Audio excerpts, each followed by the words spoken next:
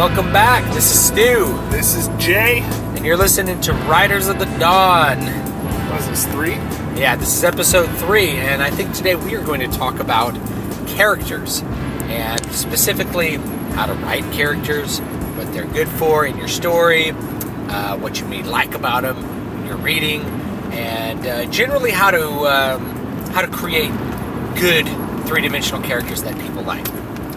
Yeah, and I think it's important to mention, as last time we talked about setting, your characters they're the moving pieces within your setting. You know, you got to think of they're the animals inside your biosphere. Yeah, it's the characters that act out the plot.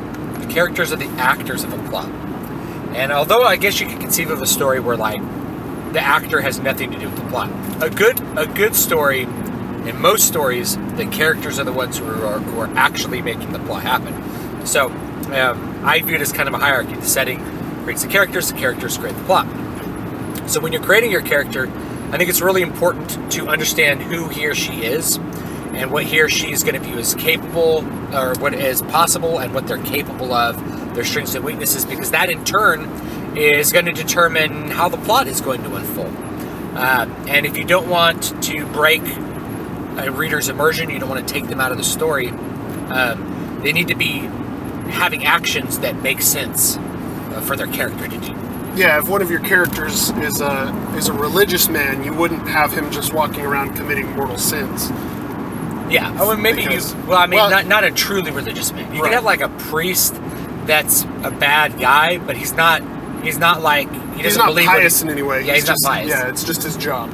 He has a job and he's anti that job. Yeah. So yeah, you wouldn't have somebody who's maybe you write a story about like an accountant that gets swept up in some kind of grand adventure.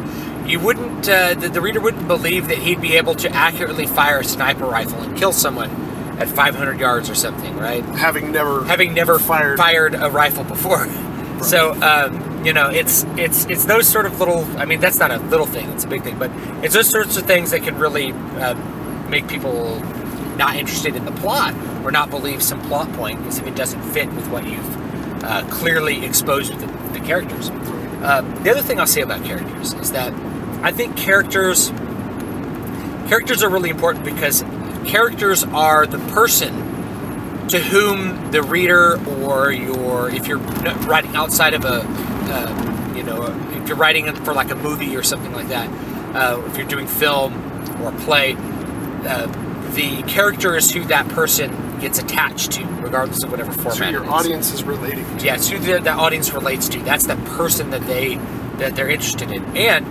when you look at, we have movies that have so many sequels. The sequels are not because the story needs more telling.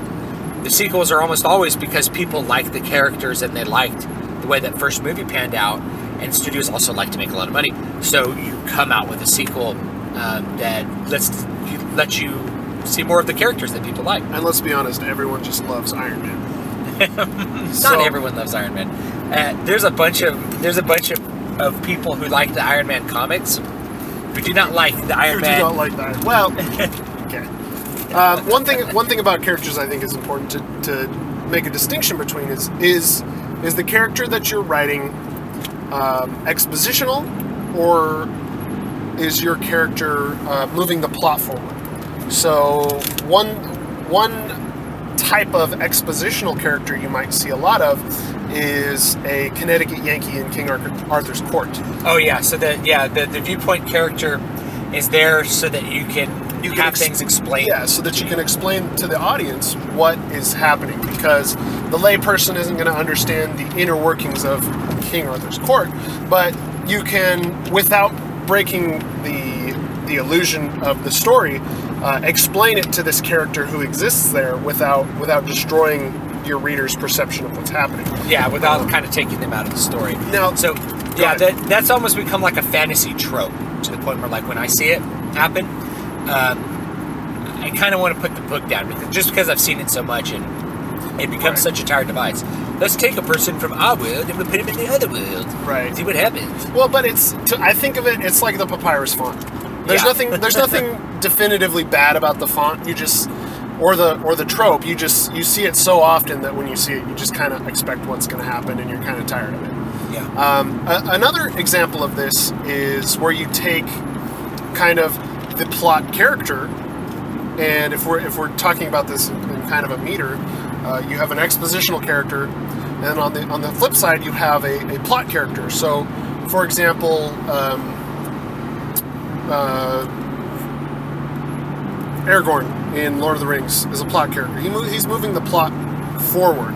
You're not explaining things to Aragorn. He's an immortal elf. He's telling you what's happening. No, Aragorn's not immortal. I'm sorry. I was like thinking Legolas. Legolas is who I was thinking. Yeah, Legolas is an actor, but he's not. He doesn't sit around. You're not viewing the world through him. You're really viewing the world predominantly through the eyes of the hobbits. Right. Because the hobbits are the ones leaving the familiar Shire, merry old England, and going off into the wide, fantastical world of Middle Earth, and having to have things explained to them about this and that and the other. So that is you do kind of have that effect even in Lord of the Rings, which is odd to think about. But it's because the hobbits are more relatable than sort of these distant elves or these grim dwarves, or even men like Aragorn who are very, I don't know, I can't think of a good description, but he's not like a modern person. Yeah, well, Aragorn is kind of like a paragon character, which I think we'll talk about in a minute. Yeah, another place you'll see this, Connecticut Yankee King Arthur's Court. Another story that comes to mind is James Clavell's Shogun, which does this a lot. They take Blackthorn, who's an Englishman, and they drop him into feudal Japan, and he doesn't understand anything about the culture. So if you have no experience understanding what feudal Japanese culture is like, he asks all the questions you would ask. He doesn't understand what's going on in the same way. So through him, you get to ask a lot of the questions that you would ask if you were in that situation. He acts kind of in the same way. Now, there's also an in-between type of character which does both simultaneously, and a great example of this, and you see it a lot in urban fantasy, is Harry Potter. So Harry Potter is your plot-moving character. He's your hero on the hero's journey, who is also the layperson.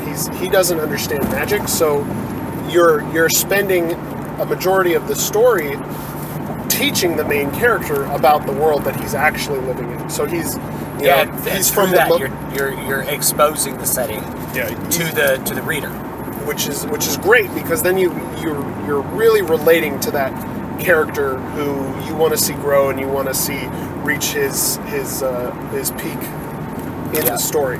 Now, another great example is Harry Dresden from Jim Butcher's The Dresden Files, whereas he understands the setting. Yes, he understands the setting, and you get this because those books are written from the first person perspective, so he understands that he needs to explain it to you, which is something cool about that narrative style.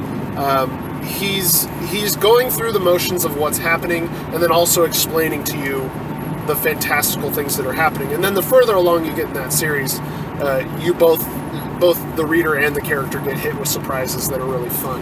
Yeah, but definitely the first couple books are for sure sort of teaching the reader about the stuff that's not typical about Harry Dresden's version of Chicago. Right. And all of it is and that's kind of what I think works about a lot of urban fantasy, or maybe you call it low fantasy, whatever you want to call it.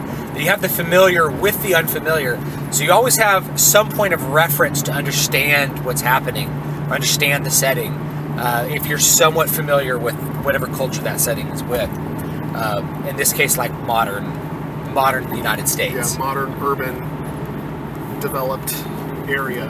Yeah, plus magic. So yeah, and then because then the interesting thing is like what's the magic system like? What's all this?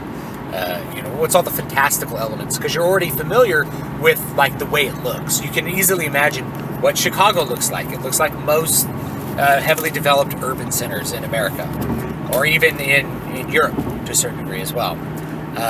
So it looks like those heavily developed centers, and then you're just sort of adding these new elements to it, which works. Incidentally, thinking about Harry Potter, Harry Potter's another kind of character type that I've talked briefly about external to this podcast, which is he's sort of an everyman character, and that's kind of what a Connecticut Yankee maybe like a subset of. An everyman character is just, it's a character that doesn't have,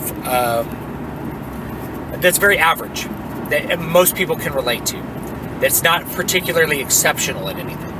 Harry spends most of his books being fairly incompetent at what he does, at magic, and understanding what he's supposed to do, and it's easy for someone to identify with a person who's less than perfect or just isn't that exceptional. He's not like an exceptional wizard. All the adults around him like him because of his parents and not because of him. You know, they don't. He's always left feeling like, you know, that he's not particularly gifted. So that's an interesting type of character that you can have too. If you have a character that's pretty average, then people are really have an easy time relating to him. And that's part of the challenge of creating characters in a fantasy setting, is that since they're from a different setting, they're not as relatable as somebody who's from Chicago. Harry Dresden's very relatable because he's a person and he lives in Chicago. Yeah, and this bringing up the everyman really kind of comes to the heart of good characters, which is the hero must have a journey. And which means that your character cannot stay where he is. Yeah, he can't be static. There are, so in all of these books, you see the characters grow. They get better at what they're doing. They become more powerful. They make tougher decisions. They have more responsibility. And all of these always are leading up to a climactic point, which is really usually a do or die. Yeah, it's usually situation. the point at which they prove that they have grown enough to overcome the challenges ahead of them. You know, like if you think about Return of the Jedi, at the beginning of Return of the Jedi, Luke shows up to save his friends from Jabba the Hutt, and he's able to force trick somebody at the beginning of the movie, and that sends a signal to the audience that he has developed his skill very sufficiently. Because it's something we watched a master do. Yeah, you watched Obi-Wan Kenobi do it. Obi-Wan Kenobi do it, sorry. At the beginning of the very first movie. Or not the beginning, but towards the beginning of the very first movie. And he hadn't seen it since, which really meant that it was a strong sign to the audience that Luke's skill had progressed far beyond what he was originally capable of. Incidentally, this is what really frustrated me about the newer Star Wars film, where Rey just kind of offhandedly does this force mind trick on someone, when in the previous films it was such kind of like this point of force mastery, and she just does it. Yeah, and like in episode 1, Qui-Gon tries to do it to like this flying alien, and he's like, what do you think you are, some kind of Jedi? And you know, so even masters are not able to attempt this flawlessly, and she just does it without ever having seen it demonstrated or having it be taught to her, and it breaks that immersion. It just breaks you out of it because you don't believe that character would be able to do that, given the limitations you had set for the character earlier in the movie. And that's really where a bad understanding of of a character, a bad way of developing the character, can take the reader, the viewer, right out of what you're doing and make them object to some critical plot point. Yeah. That's a really, really good example. Let's see. So when you're developing a character, they have to be moving forward. This is also, if we're talking about criticisms of characters, one of the biggest criticisms of Superman is that how does Superman grow? He's invincible. He can be almost everywhere simultaneously and do almost anything. Yeah. So there's no physical limitations for him. Yeah, we have to kind of concoct danger for him. Yeah, yeah, good point. But the thing about, again, we have to take the world into account, the environment into account. The fail state for Superman is not his death, which you need to think about when you're developing your character. What is that character's fail state so that you can... Yeah, what does failure look like to him? So a failure state to Superman is, you know, someone dies, the villain succeeds, Earth is destroyed, bad things happen to other people. Yeah, bad things happen to other people because Superman is, though he's godlike, he still is frustrated by his limitations. Yeah. Another problem with Superman to an extent, the way he's been historically drawn, is he's not only like physically Superman, he's like ethically Superman as well. Like his virtue is exceedingly great. He's, he doesn't struggle with like deep moral questions over. Right. He's never presented with a question that's like, it's like how do we provide for the poor? Right. Well, you could say, I'm going to drop Lois Lane off of the skyscraper, and you can save her, or you can stop me. And he's like, I'll do both. I'll do both. I'll laser shoot my eyes and save Lois. Yeah. And even then, that's completely concocted. That's not like a real moral question. Right. A real moral question would be like, here's a bad person that did something good, or here's somebody who's bad but they've redeemed themselves in some way, and to what degree should we punish them for their pasts? And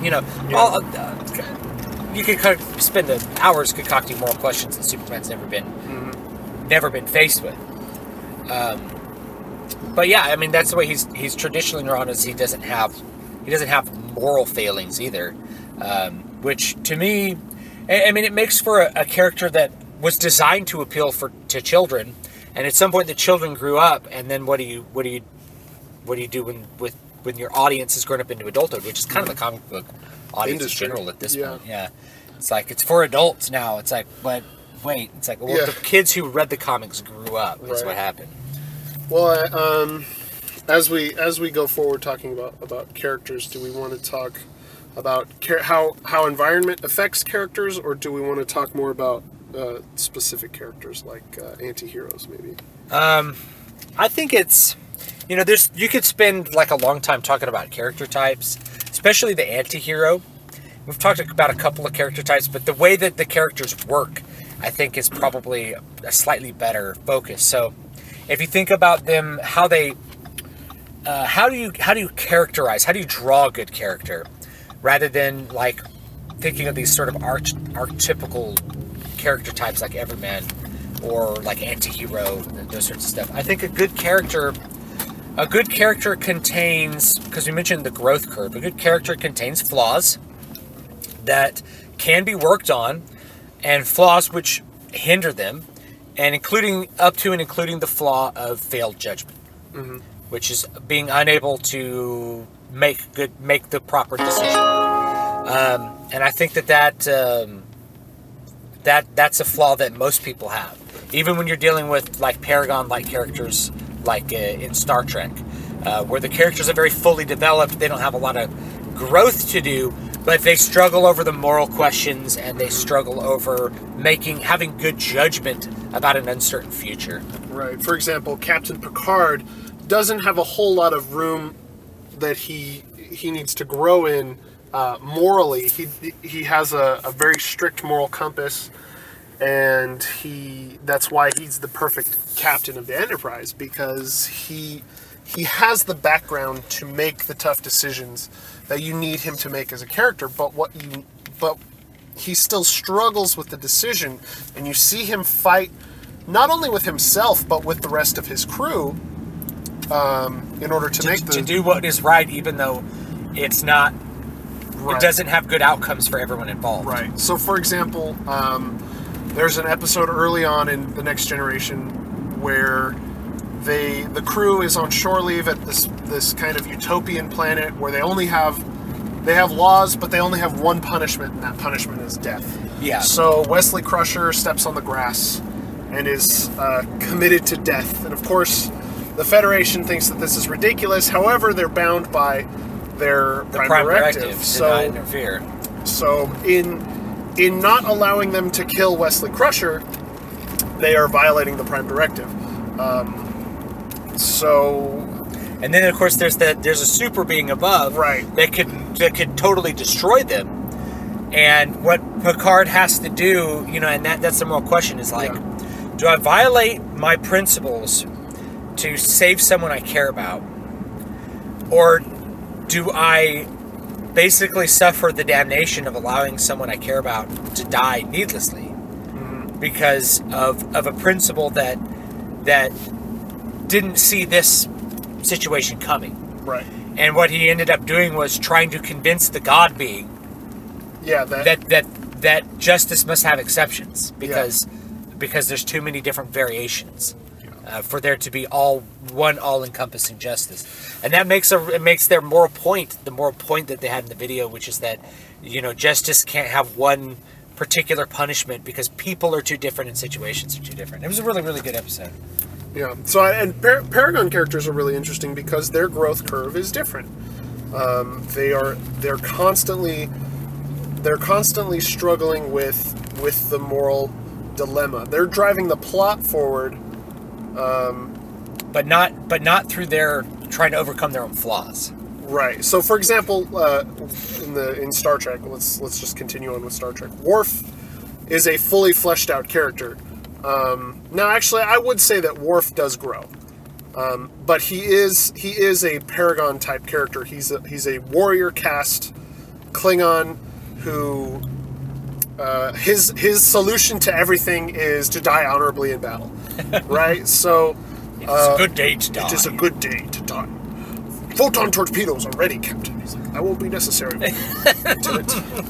I have a full spread ready, Captain. So even among Paragon characters, you have characters who can grow. And a great example of this, if we go back to Lord of the Rings, is Gandalf. Gandalf is a Paragon character. He is a godlike being. And he's not the viewpoint character. Yeah, he's precisely not the viewpoint character. And just the same way Picard is not usually the viewpoint character.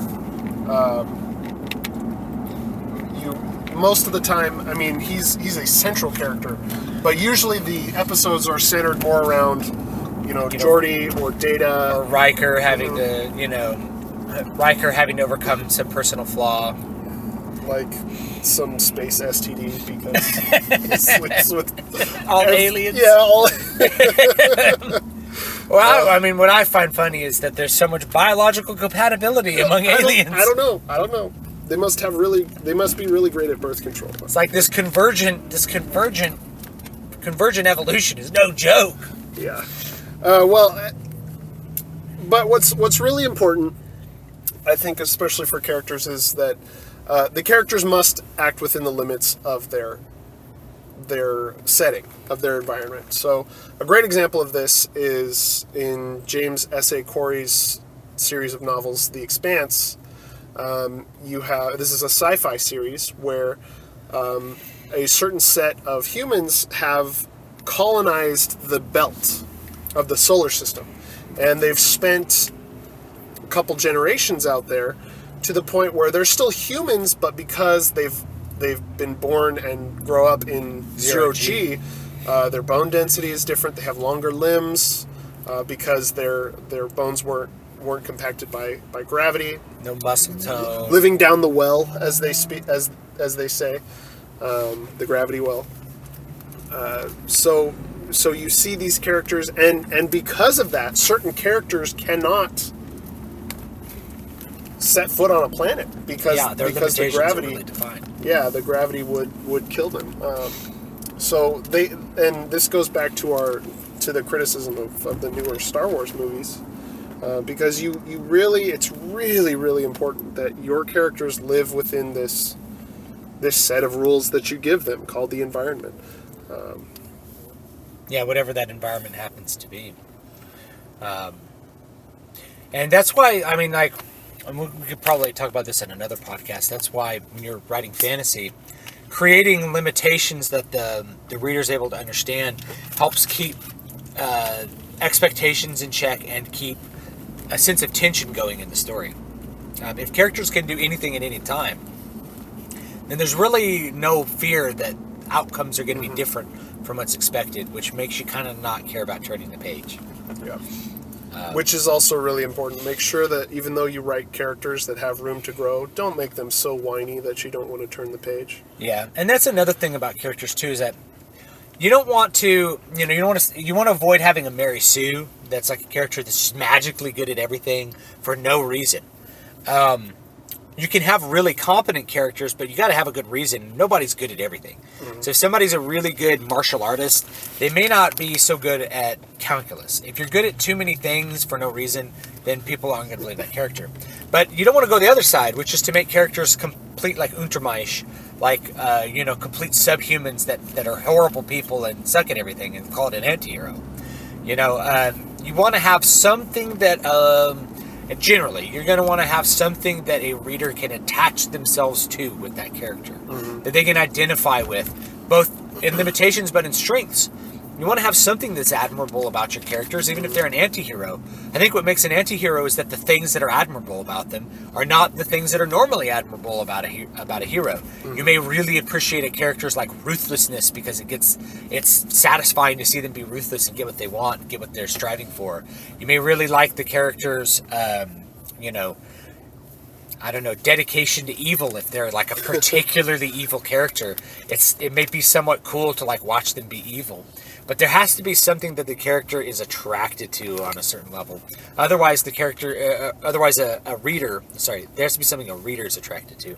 Otherwise, the reader is just going to close the book. The worst thing imaginable. Mm-hmm. Yeah, close the book or turn off the movie. Got to get those pages turned. Like, I'm tired of watching these. People have different levels of fatigue for that sort of thing. At a certain point, I had no desire to watch House of Cards anymore. Because the characters were just so unredeemable and I appreciated nothing about them. I didn't even really admire the way they did things. That it's not that I was like, I hate these people, I want to turn it off, but I just didn't care to ever watch the next episode at a certain point. I just never did. Well, I didn't finish the series. Burn House of Cards. I think that's probably a good place to end for today. Okay. Thank you so much for listening. This has been Riders of the Dawn. I am Stu. This is Jay. You can find me at MatthewJWellman.com.